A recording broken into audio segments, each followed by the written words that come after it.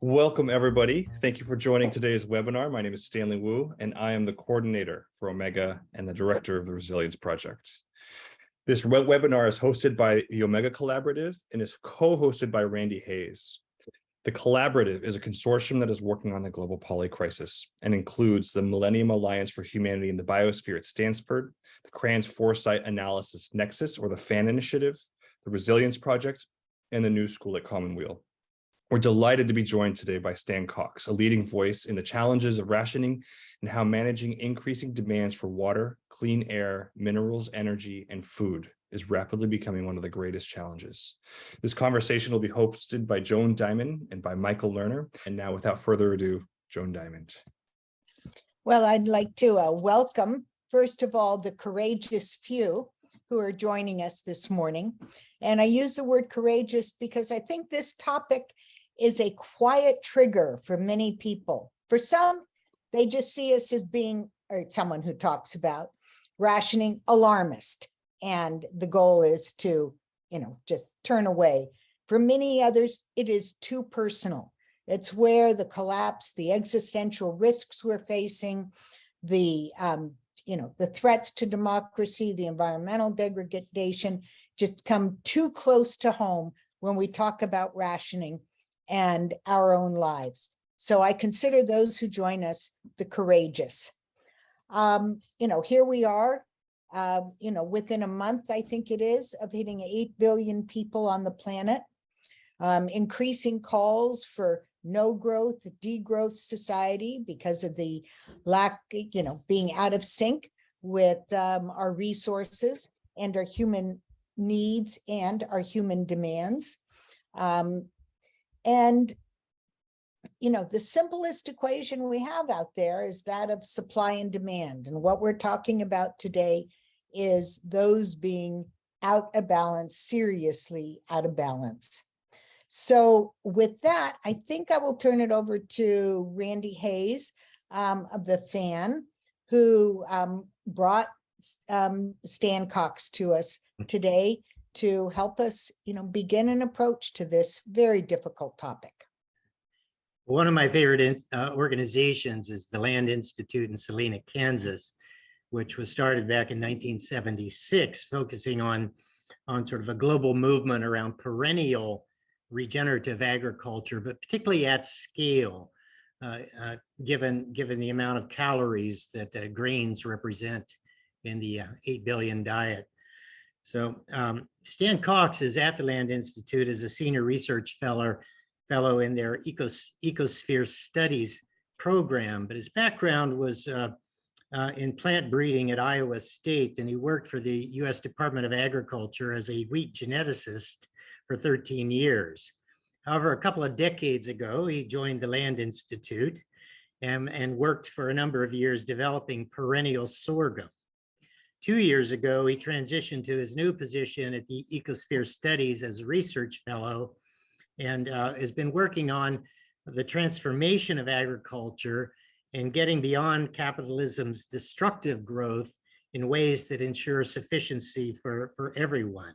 He, of course, has a number of technical papers in his perennial sorghum and related topics, but he's written books on diverse subjects as an odd combination from food and medical industries themselves to air conditioning, to rationing, today's subject, and to natural and / unnatural disasters. So Stan, we quite look forward to your comments today, and I'm turning it over to you.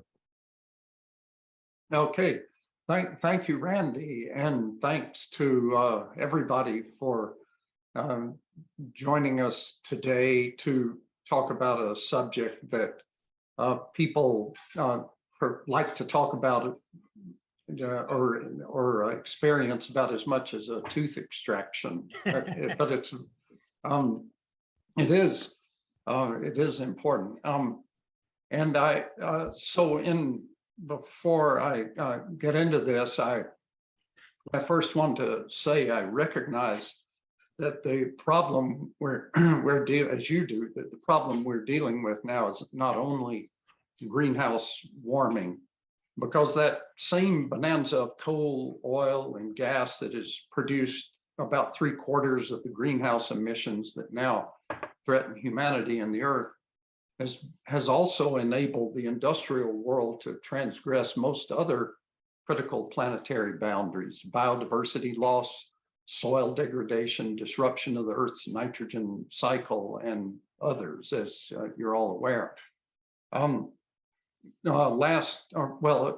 2 years ago, a group of scientists published a paper in the journal Nature showing that the accumulation of human-produced mass, that is, everything we've manufactured and built and is still around, has accelerated over the past 4 decades to the point of overtaking and now surpassing the Earth's total standing biomass.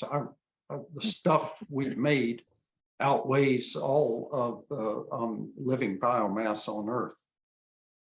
This growth in production obviously can't go on indefinitely. Now, if this overshoot of planetary boundaries is to be stopped and reversed, our extraction of material and energy resources, along with other forms of ecological assault, needs to be tightly restrained, and markets aren't capable of doing that. Since the 1970s, efforts to limit society's aggregate ecological footprint by encouraging lifestyle changes, voluntary restraint in consumption, et cetera, have failed over and over, and more dramatic measures are needed. There's long been an interest in carbon tax as an alternative to rationing resource use. If we were talking about this back in 1990, with half a century ahead of us in order to rein in greenhouse gas emissions, we could probably talk about carbon tax, but it's too late now. If we did want to hold global warming between below the safe limit of 1.5 degrees Celsius that IPCC estimated a few years ago, a carbon tax would need to start as high as $1,000 per ton and rise as high as $27,000 per ton by the year 2100, according to IPCC. By comparison, prices in today's carbon markets are laughably small: $6 in the European system, $3 for Japan's carbon tax, because that's all the market can bear without the economy breaking down. William Nordhaus, a pioneer of such analysis, has concluded that even modest carbon taxation would be too hard on the economy. In his words, it would be, quote, unrealistically ambitious. The economically rational climate goal he estimated that could be addressed with a carbon tax would be a cataclysmic temperature rise of 3.5 degrees Celsius. So that's the logic of economics. It's too late now to sufficiently reduce humanity's ecological footprint by focusing our policies at the point of consumption. We now have to focus at the point of extraction and production, and then adapt our consumption accordingly. That means finding a direct, secure way to limit the quantities of fuels, minerals, and biological resources we extract from the earth and use to produce material goods. I'll describe in a minute how that might work. But I want to stress here that if we did manage to reduce resource extraction and material production successfully, the first line of response to the resulting shortages would need to be allocation of resources toward production of essential goods and services. We need to steer resources toward meeting basic human needs and protecting nature, and away from production directed solely at increasing profits, which is the purpose of production today. Such policies were administered in this country by the War Production Board in the 1940s. And it's been done repeatedly in the decades since under the Korean War Defense Production Act, most recently during the current pandemic. But even with reallocation of resources, production of essential consumer goods may not be able to keep pace with unrestrained demand. In the market, that would ignite inflation. Therefore, price controls would be needed to keep goods affordable, as price controls were used in the 1970s for gasoline, heating fuels, etc. But keeping prices low would stimulate even higher demand, which it did in the 70s, pitting consumer against consumer. And those of you my age will recall the endless lines at gas stations that were emblematic of the 1970s. This is where rationing then comes in for the sake of justice and equity. The goal of rationing is too often misunderstood. And this is the most important thing about rationing. It's not a primary means of reducing consumption directly. Rather, it's an adaptation to existing shortages, whether they're externally triggered, as we've seen in pandemic time, or if they're intentional, rational policy, as I'll be describing here. They provide, in a time when shortage is a reality, they provide equity and fairness. Rationing does. Fair shares rationing of essential goods and services with price controls and income redistribution can ensure sufficient and equitable access for everyone. Because resource consumption is strongly correlated with wealth and income, the consumption ceilings imposed by rationing require the affluent to make the biggest sacrifices. And the floor that rationing puts under consumption, every household being guaranteed a sufficient quantity at an affordable price, can improve living standards for low-income households. For example, during World War II, per capita consumption of protein, calories, calcium, vitamins all increased because people who had been suffering through the Depression and couldn't afford enough quality food suddenly were guaranteed that they could get a certain amount at a reasonable price. If we leave healthcare aside, other forms of rationing have generally been tolerated or even welcomed in times of shortage. Ration subsidized food programs are highly popular in low-income countries such as Egypt and India. People usually accept and readily adapt to water rationing. Polling in the 1940s United States found strong approval for the wartime rationing program, often in the range of 2 to 1. Now, about that last figure, I'm not naive. I realize we're living in a very different time now, 80 years later, when a lot of people are going to howl if they perceive anything intruding on their freedom, quote, and politicians are afraid to even bring up subjects like this. But that's a political problem. It's not a problem of it simply not being possible to ration, because we know it's been done before many times. The empty shelf crises we've been seeing over the past 2.5 years, thanks to COVID and supply chain disruptions, has cried out for rationing, but it hasn't really been done. For a while, many stores did limit the amount of, say, toilet paper you could buy in order to prevent hoarding. But in that case, people could simply go to the next store and buy more. There's another difference between past and future rationing. I'm talking here about using it, excuse me, as an adaptation to collectively imposed limits on resource use, not on, say, in World War II with a rubber supply from Asia being cut off, but we'd be doing it by agreement ourselves. If we do that, we'll be leaving fossil fuels, timber, whatever, sitting out there easily available, but we'll refrain from extracting them, to say the least, resisting that temptation would further complicate the politics of limits. And then finally, one more difference. Allocation and rationing efforts of the past were ad hoc responses to unavoidable temporary resource scarcity. So measures were typically applied commodity by commodity as shortages or inflation affected those individual commodities. Now, with a global ecological emergency underway, excuse me.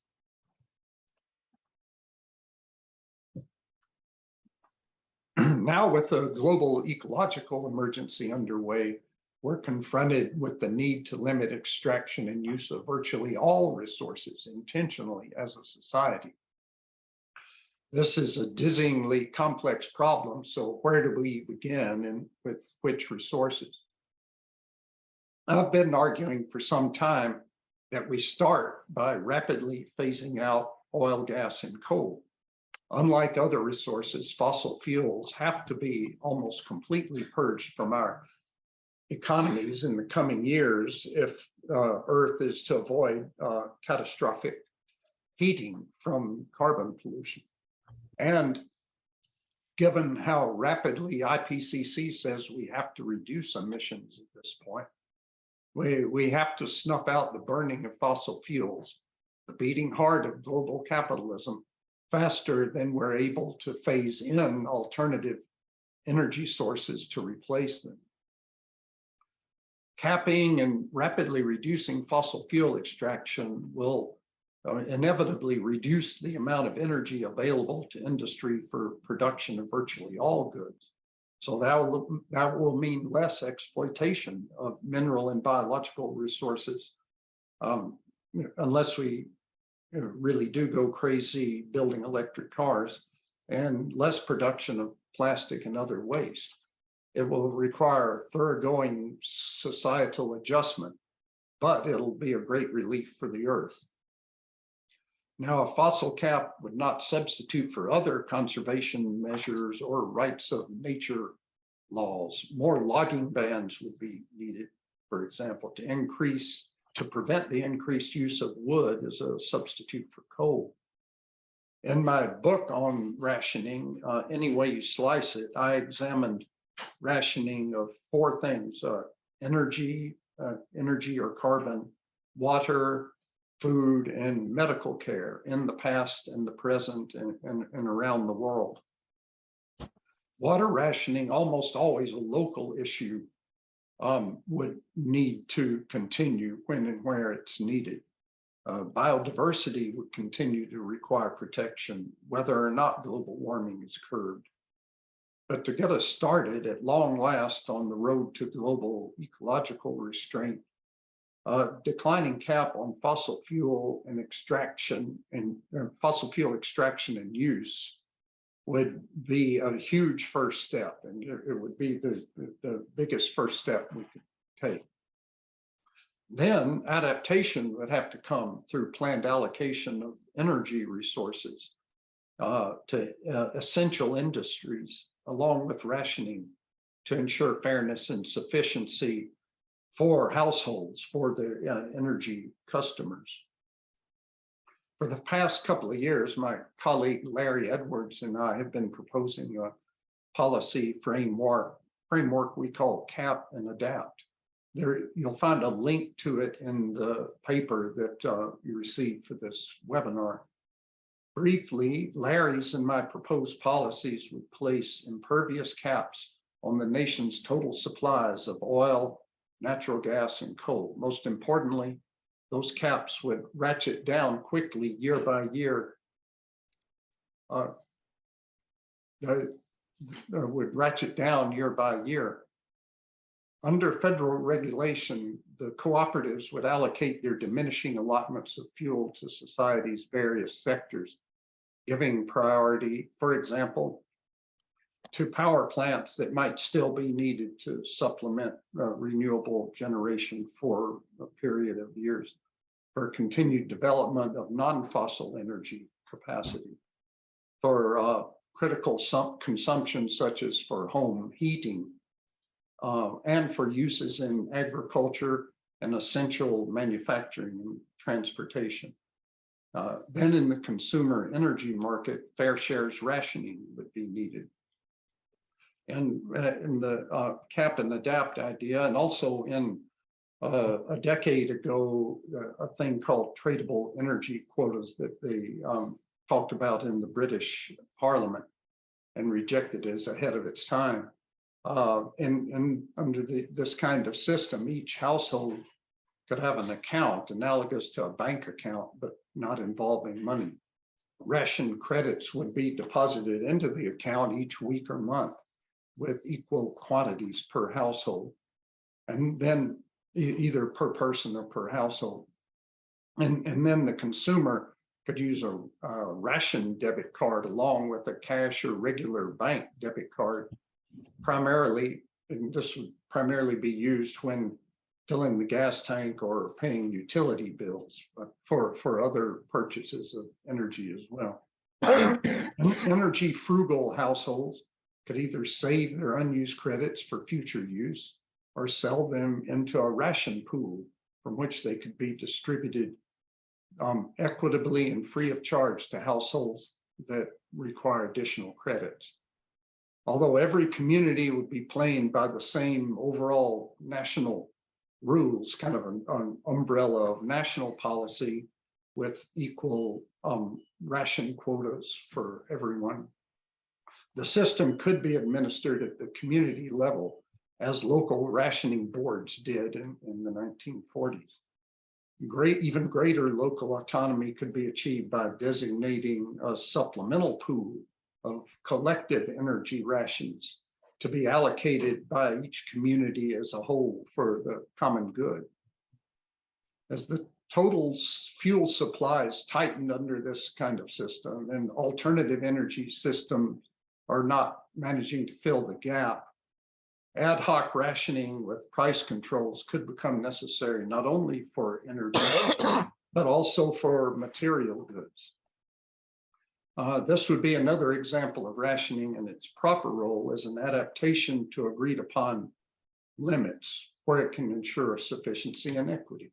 There was much study and discussion of rationing among economists in the 1940s, and then again during the energy crisis in the 1970s.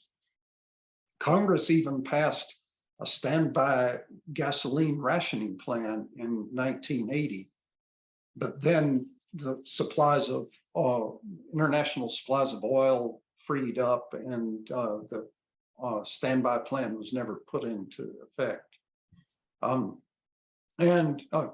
Of course, today rationing is a dirty word, especially in economics. In the past year or so, however, as climate projections become more dire by the day, I've noticed increased interest in rationing among academics, scientists, the general public, and even a few public officials.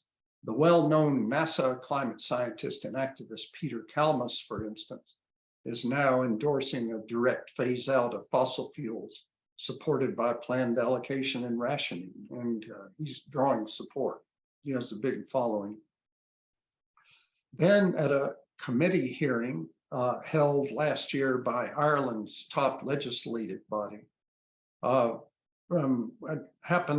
and I happened to catch the video of this. 4 prominent climate researchers responded to members' questions, members of the Irish Parliament, with blunt, urgent policy recommendations. And these were the kind of things you rarely, if ever, hear from scientists who generally are quite conservative in what they say and reluctant to speak in sweeping terms. But one of them, for example, Barry McMullen of Dublin City University, declared that it's time for, quote, politically risky leadership because, quote, the scale and urgency of our predicament requires consideration of policies outside our previously self-imposed restrictions on what is thinkable. So we need to remove the self-imposed restrictions on what we believe is possible and have self-imposed restrictions on what we consume. That wasn't what he said. That's my comment. And that, he explained, requires rationing of energy to protect fairness and justice. He said, this doesn't involve telling people how to use their rations. You leave it up to people to figure out how to best pursue their own goals. The other scientists made similar urgent appeals, and members of the committee, the politicians themselves, responded positively. Okay, finally, here for the past few minutes, I've been talking about a national fossil fuel phase out, but what would be possible globally? There's a growing movement for doing that through a fossil fuel non-proliferation treaty, and it has drawn broad support among academics and activists. It's a great proposal, but I'm afraid that a global treaty like that is purely aspirational in a world where nations can't agree on anything substantial. You're not going to get 160 countries to agree on anything. And that includes the 26th annual climate summit so far. And I doubt that COP27 is going to change that tradition. That said, though, I do want to mention one draft from a global organization called FASTA. It's a there's the it's just it's Irish for future or something like that, and that's their email address. They're headquartered in Ireland. It's the first proposal, unconnected to Barry McMullen, the Irish scientist. But it's the first proposal I've seen for a global declining cap on fossil fuels that I would consider potentially workable. And it would redistribute resources as a side effect, redistribute resources to low-income countries. Then each nation would need to develop its own means of adapting to the energy, dwindling quantities of fossil fuels by developing its own resource allocation and energy ration plan. So the kind of thing I was urging for the United States, each country could find its own way to do that, to adapt to the phase out of fossil fuels. But sadly, once again, back here in the real world of government and politics, prospects for pulling back within ecological limits in the near future are pretty dismal.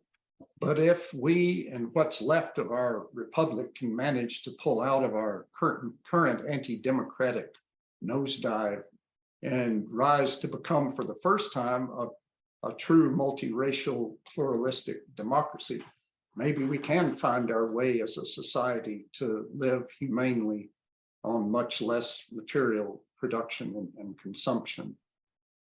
I know that's a long shot, but I think it is important for us to acknowledge the depth of the transformation that's required, even if it turns out in the end that our society is not capable of that. And this last issue, I was just discussing the relationship between climate and our anti-democratic nosedive here in the US and a number of other countries, as you know. I'm currently, since April, in a monthly series at the City Lights Books website called In Real Time. And then that's the URL, it's just bit.ly/Stan Cox. I've been examining this, both the keeping up with the progress of whether we're going to turn toward true democracy or toward authoritarianism, and talking to people in the world of climate activism about and voting rights, other things, about how they are adapting and plan to adapt if the worst happens. And So I'm looking forward very much to some discussion here, because this is a subject that prompts, I think, more questions than answers when you're talking about it. So thank you again for having me come in with you.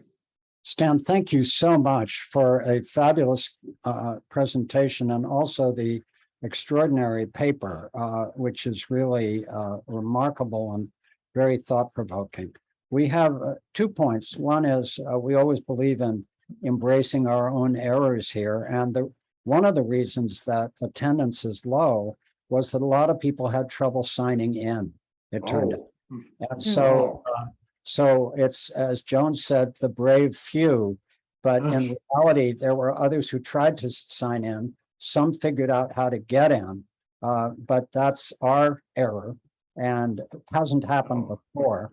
But I'm sure there were a lot of people who wanted to be here. I'm so grateful we'll be able to post the whole thing, and it will be seen widely. So that explains in part what's going on. Okay. Yeah, I think there are some wonderful questions in the chat, but to me, I think a central one narrows down to this. Even assuming that at a national level, one could have a central government and a system that would allow and enable rationing for equity to take place, and even assuming that there were some authoritarian governments, such as China perhaps, that could enact and assure rationing, it seems likely that a very large part of the world would be neither able nor willing to do it. And that in a large part of the world, that it would be price rationing that would take place. So clearly you've thought about this. And I'm just curious, I think of Peter Singer at Princeton, the extraordinary ethicist who has created the website and the book, The Life You Can Save, and who argues that ethically all human lives are of equal value. And so ethically, to extend your point about equity, all human lives in all countries are of equal value. So even if one could ration equitably in the United States, if we were attempting to ration equitably around the world, the rationing would be very different. So that's a complex of questions, but I'm curious how you have thought about that. Yes, that's one, that is the biggest problem we face. And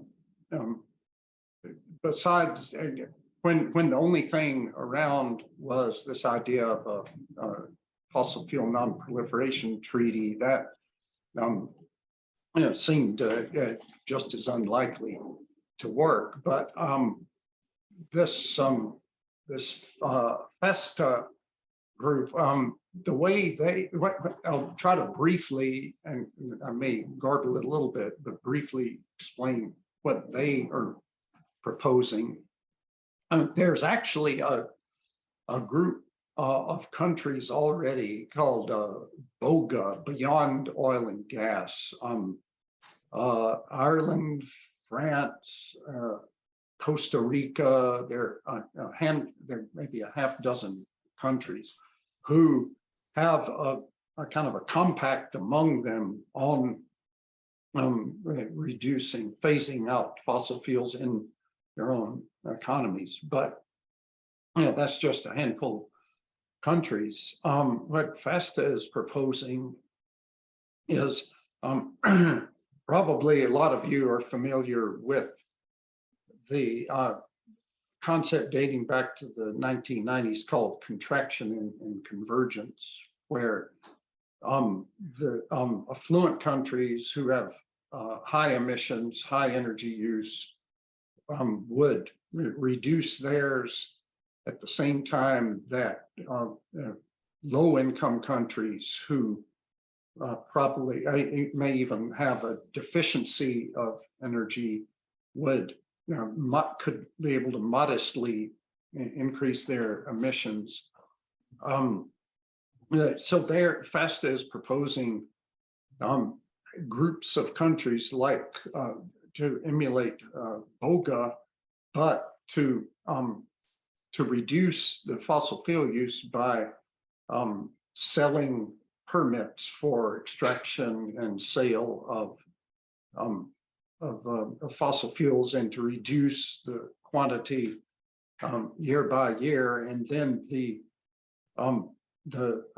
revenue from those sale permits would be redistributed on a per capita basis within that group of countries, and they were proposing these are just examples of matching a group of fluent countries with a group of low-income countries, and so having both types of countries in there, so that there's a very significant amount of transfer of revenue to allow, for one thing, for the low-income countries to develop some renewable energy policy and so forth.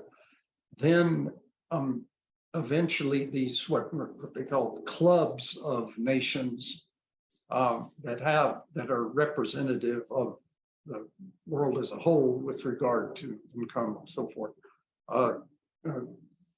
These clubs could start interacting with other clubs or merging with other clubs, and eventually, they were showing you could probably get at least 80% of the world's fossil fuel use covered by that. Now, that's a very tall order to do that, but it's the best thing I've heard of for doing it. But that's exclusively fossil fuel, right? And your point is that this is a much broader set of issues. So it just seems that we can really imagine it in a reasonably well-governed country with national control, and that at the international level, it becomes a whole order of magnitude more complex, and obviously so. I want to just turn to Randy Hayes, who's thought about these things, and we'll come back to it. But Randy, what are you thinking about as you listen to this? One of the unattended arenas in social change is overconsumption reduction. The World Bank likes to think that its mission is poverty alleviation, but probably a more useful institution would be the World Bank of Overconsumption Reduction in terms of solving problems. And Stan, in your paper, it's clear that you point out how market forces can't solve this problem. It's not positioned to solve the problem, quite the opposite. And it's not commonly understood that rationing can be an overconsumption reduction process. But when you mention that the well-to-do contribute most, so to speak, or suffer harder, so to speak, and in your paper you say that there were plenty of examples where the underdeveloped, if you're malnourished or starving, you're underdeveloped. So they're not just overdeveloped situations, they're of course underdeveloped, and they often prospered in this situation. So in terms of that balancing of the scales and overconsumption reduction, I think a preponderance of humanity, if they thought of rationing in terms of overconsumption reduction, would find it a rather appealing aspect. And I just don't know if you have more to say about that aspect of it. Yes, certainly, you're exactly right, Randy. Yeah, we've probably all seen Oxfam's plot of the human population according to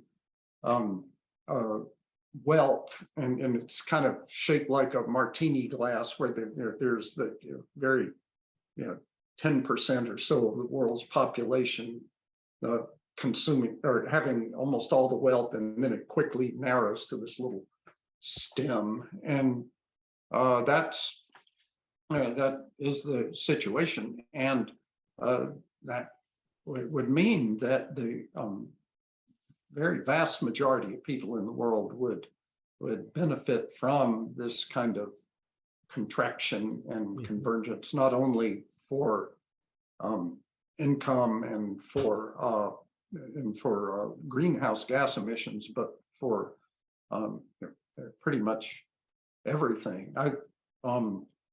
Regarding other resources other than fossil fuels, the biggest danger there, I think, is a lot of the stuff that the rich countries are planning to do to adapt to or to try to replace fossil fuels. And I mentioned electric cars. The global quest for lithium, cobalt, and other metals that to go in the batteries of electric cars, especially, but they're also batteries for the so-called green electricity grid, and all of that are is going to, it's already leading to ecological destruction and humanitarian crises, and it'll probably lead to military conflict, especially out in the Pacific, where they're planning to mine the deep ocean floor for these nodules that contain critical elements for this. It's just not, to take 250 million, a quarter billion personal vehicles in the United States and say, okay, we're just going to swap those out for a quarter billion electric vehicles and not completely change the way that we move from place to place is obviously counterproductive. And my one-liner on transportation was simply quadruple the mass transit in every large and medium-sized city worldwide. Should be the path forward. Right. Quadrupling mass transit and lowering the price as you do it, is the kind of systemic solution in that arena that I see. Michael? Stephen Marshall has posted a number of interesting comments and questions, and here's one of them. The injustice of the market system is that it allocates to those who have money and therefore less need, not to those who have the greatest need. The potential for rationing is to ensure that necessary goods are distributed by need, not wealth. This is the correction that I'm looking for. And it seems to me that in addition to the point about how it can seem to work nationally, how global use of rationing is much more complicated, but there are other points. So, for example, one of the real possibilities all of us know is systemic collapse at a high level. And if there's systemic collapse, then there won't be the ability to ration, obviously.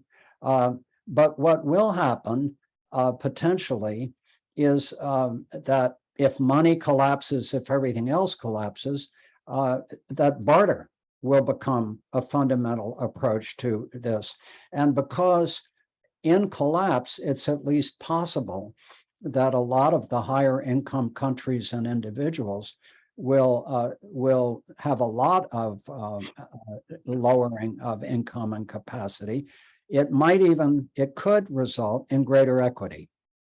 So it's just an interesting point, and I wonder if people have thought about it, whether collapse may be a road in a greatly reduced system to barter economies and greater equity.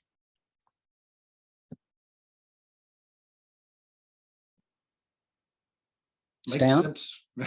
Makes sense to me, and I think also the within countries, the wealthier people are as a general rule, it seems to me, the less they know about how to get by, how to be resourceful, or how to make things, or how to grow food, all those things. And so in a barter economy, the people who know how to fix plumbing or whatever are going to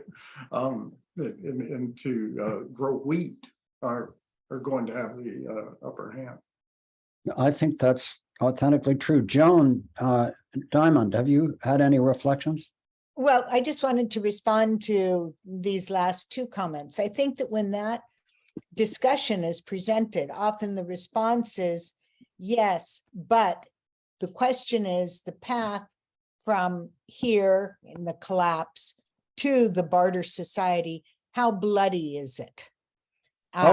Incredibly. And, are there ways to, so it creates this sometimes nice sort of vision of a more equitable world, but are there ways to, ameliorate or reduce that transition? Because the horrors would also then frame that new society.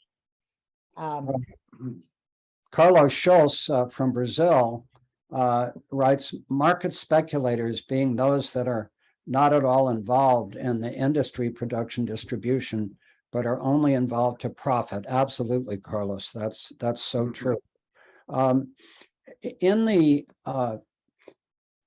So Stan, as you have reflected so deeply on these issues, do you see benefit in the high-income countries that may have the capacity to do this, engaging in deep rationing on their own, even if the rest of the world isn't going to be able to do it effectively? In other words, what are the benefits in a global system that can't do this if the higher income countries, or some of them, are able to and engage in it? How does that work? It seems to me that the high emitting countries, which almost all are also wealthy countries, it's a moral, ethical obligation to do it, even if we don't think that China or India or other countries will do it, because we have both the need, a much greater need to reduce our emissions than most other countries, and we have the capacity to do it. We have a big cushion from the wealth that we've accumulated, mostly at the expense of the rest of the world. And then we also have an obligation, and this is something that would be built into the non-proliferation treaty, to provide financial assistance to countries who can't afford to reduce their dependence on fossil fuels, to help them both with development, improved quality of life, and non-use of fossil fuels.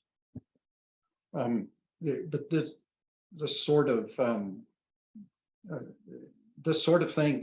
there's this commitment that goes back to the Paris Agreement, I guess, that the rich countries are supposed to give 100 billion a year, or put that into a fund for green energy development in the rest of the world, and haven't been doing it all this time. And I've been arguing recently that our country could cover the whole thing, the whole 100 billion, with just 1/10 of what we spend on the military, and that's our priorities are so upside down. Randy, I've always loved your phrase. It's kind of a model for me. Sometimes I garble it.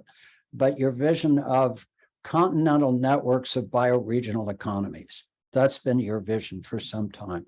How do you square continental networks of bioregional economies with Stan's proposal for rationing? How does it fit in your view?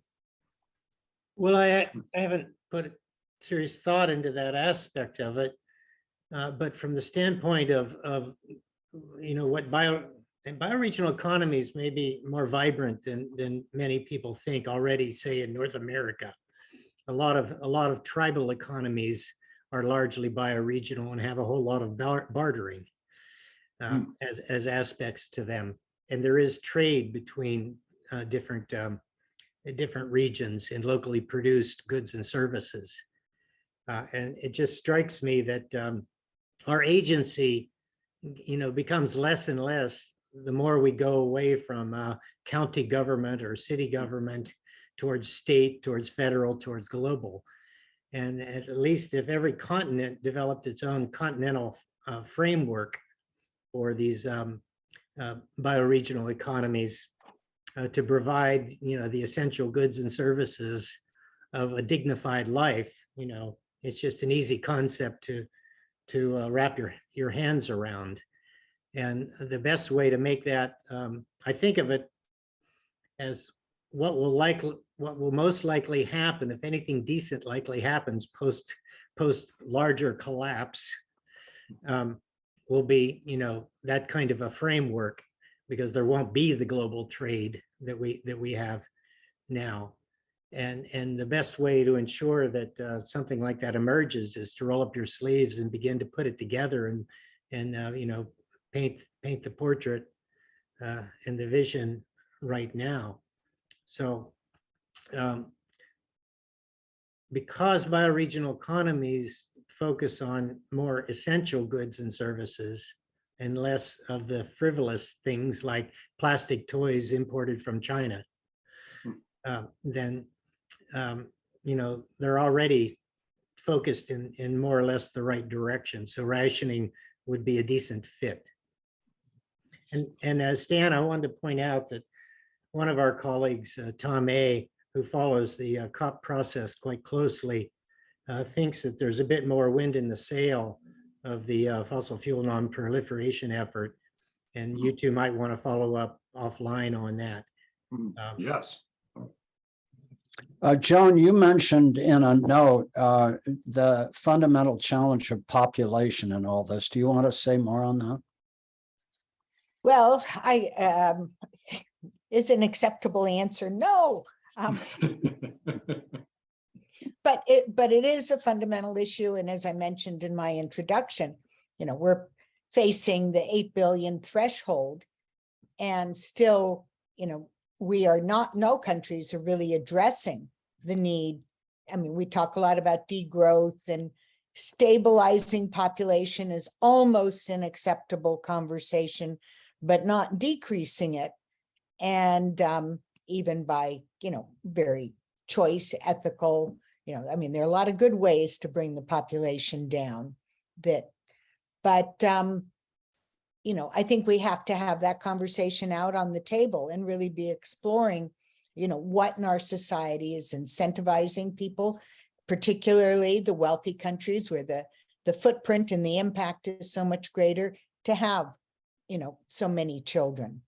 And go ahead. Yes. Go ahead, Michael. Go ahead, Stan. Go ahead. On that subject, Joan, and this larger discussion of collapse and production and so forth, I recommend to all of you a book just published by a couple of months ago by my friends Wes Jackson and Robert Jensen.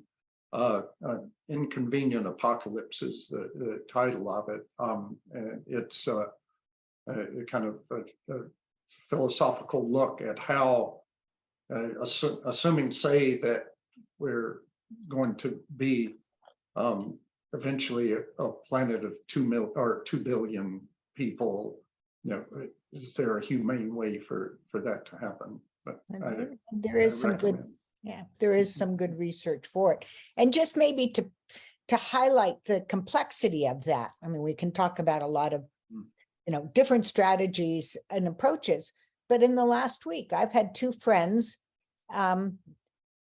lamenting, heartbroken, tearful, because their children are deciding not to have children. And,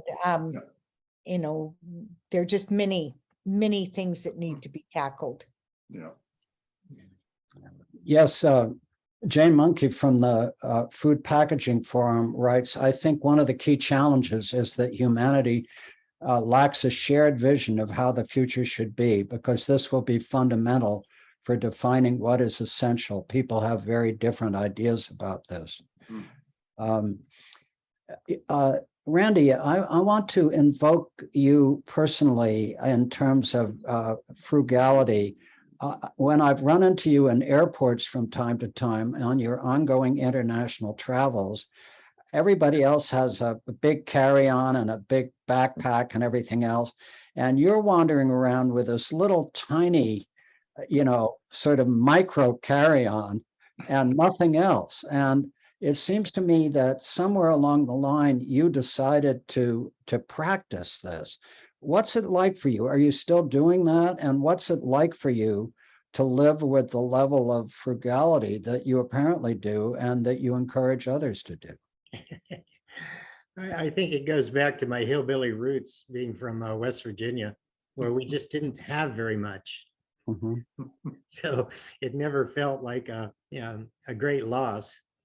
And even in my couple of decades running the Rainforest Action Network, I never paid myself more than about $62,000 a year for a 80-hour-a-week job. And so just keeping a low overhead lifestyle, it's just been my modus operandi forever. And now it's 72 and a half. It's just less to carry is a good thing. So. No, but I think, with international travel and changing planes, I of course have to worry about my carbon budget. So I have to save a rainforest every now and then to justify my existence. But if you don't check your baggage, you just got it kind of under your seat. Yeah, well, I can do a 2-week trip in Europe, including suit and tie meetings with what you've seen in that little roller bag. well, there you go. It really has a kind of Gandhi-esque dimension to it that, self-imposed ethical, grounds are encouraging toward a rationing point of view. Tom writes, Stan, you have not said anything about how the cap would be allocated. This is a particularly interesting question. When it comes to extraction, the conversation on this is just beginning, including with the fossil treaty discussion. Stan, any comments on that? Well, if that means how the annual quota that could be extracted, how that would be allocated, that would be these at least the way Larry and I actually differ on that. I believe that nationalization of all of the reserves and infrastructure of fossil fuels will be necessary, that these corporations aren't going to go with a business model that requires them to go out of business within 10 or 20 years. And then there would need, these public cooperatives or whatever they are who take that over. There would need to be some democratic structures of some kind there to guide it. And it's true that is a very complicated thing, but we got into the discussion early in the pandemic of what are essential goods and services, which people have have to go to work no matter what, et cetera. And so it would require a lot of the same kind of calculations that the country went through during World War II, when they took automobile factories and converted them, making tanks and so forth. But I don't have an overall answer for that. Mhm. It's Randy writes, I have a 2-pager on the vision of continental networks of bioregional economies that might contribute to a shared vision. Randy, yeah, if you can, if you can share that somehow, that would be really interesting. Well, we're moving toward completion. We're going a bit over the hour because we started with some difficulties for people getting on, and we deeply apologize for that. I am left, Stan, with, first of all, how profoundly important this is, and gratitude to you and Joan and this extraordinary paper that you've done. And as you said, it's like tooth extraction. It's not something people want to think about. But as you've also pointed out, rationing happens all the time, and it happens by price, and it happens in other ways. So we're just talking about more equitable rationing. And then the idea that it could be done in well-organized countries with some level of national control and capacity to do it is clear. And you've described how there could be clubs of more developed and less developed nations that could gradually increase to take in perhaps 80% of consumption in the world, which is a very promising response to the international dimension of this. I'm not sure we've addressed as much the question of the value of authoritarianism, sort of green fascism, if you want, where countries like China is such a good example, who really can enforce rationing, and in fact may be inclined to enforce rationing in order to stay in power in a situation where rationing is essential to keeping the population alive. So it seems to me that the question of totalitarianism or authoritarianism, green fascism, if you will, or green equitable fascism, as one logical outcome of the rationing process is one that we need to address. And I wonder, Stan, since you've thought a lot about this, where do you come out on that? Well, Michael, I don't really foresee basically benevolent dictators managing to prevail. China has over time, as they've grown wealthier, the degree of inequality, which was extremely low before, back in the 70s, 80s, has exploded. Now there's a great deal of inequality. And even though they have managed to, like with the COVID shutdowns and so forth, have demonstrated the power of the government there. It's hard to imagine a government like that has had such great success becoming a world power, deciding to basically undermine its global power by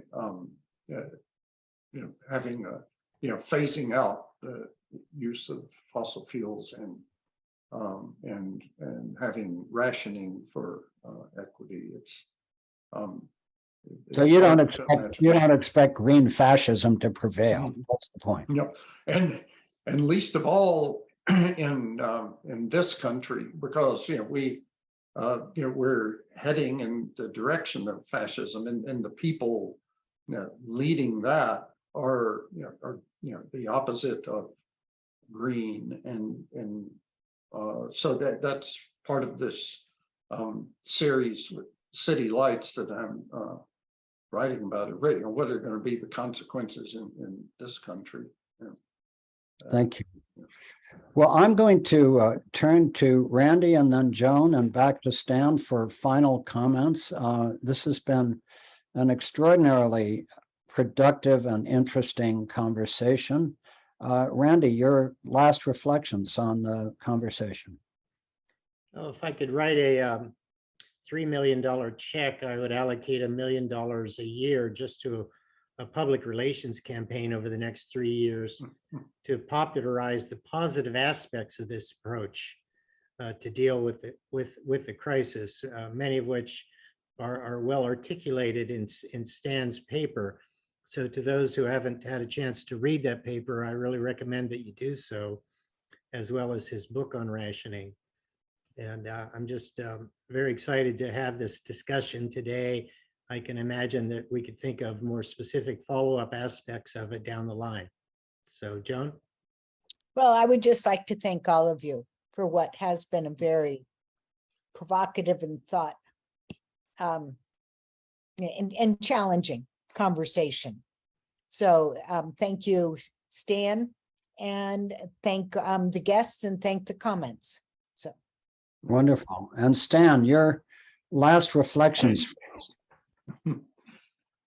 Well, people, when they give talks and so forth, they always say, but what can give us hope? We need to, is there hope, etc. And my kind of not very helpful answer is it all depends on what you're hoping for. If you're hoping for this world that grew out of the fossil fuel bonanza to continue indefinitely into the future, then there's no hope. But if you're hoping for a degrowing world in which the goals are humanitarian, and where to the extent possible that decent living standards can be maintained without destroying nature, then I think there's plenty to do to work toward that. Thank you. And my final reflections, first of all, just deep gratitude to you, Stan and Joan, for taking us into a profoundly important subject, which we know people don't want to think about. But Stan, your paper is just brilliant on it with its historical references. And I just think even though this is hard for people to think about, we're in a world of things that are hard to think about. And that's what the work of the FAN Initiative and Omega and the Millennial Alliance for Humanity and the Biosphere, that's what we're designed to think about. I happen to have a somewhat different view on the future prospects of eco-fascism, because I think if we really look at it, if you look back at the Nazis actually had some green ideas. They had some green ideas. They thought about it. People don't like to remember also that they were into Tibetan Buddhism. So there were a whole series of progressive, from our point of view, tropes in fascism, both ecological and spiritual, that we tend to forget about. And it just seems to me that there will be an increasing interest in enforcing limits to growth, limits to consumption, limits to production, that will come from, quote, well-meaning people who see the need to do this and have the power to enforce it. And I can imagine authoritarian regimes that come into power with the promise to do this equitably and with a vision that this is how they stay in power.